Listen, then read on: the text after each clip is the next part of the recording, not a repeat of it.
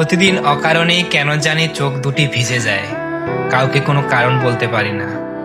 অথচ বুকের ভেতরটা প্রতিদিনই একটু একটু করে সবকিছু থেকেই শূন্য হয়ে আসছে। মনে হয় যেন আমি ঘুণে ধরা কাঠের মতো। বাইরে থেকে সবকিছু ঠিকঠাক মনে হলেও ভেতরটা অনেক আগেই ফাঁপা হয়ে গেছে। শুধু ভয় হয়, কেউ যদি হঠাৎ গভীরে গিয়ে প্রশ্ন করে, সত্যি করে বলো তো তুমি কেমন আছো, তাহলে মনে হয় এতদিন ধরে শক্ত করে ধরে রাখা মুহূর্তটা এক নিমিষেই ভেঙে পড়বে। কিছু কষ্টের কোনো কারণ হয় না, হয় না কোনো ব্যাখ্যা।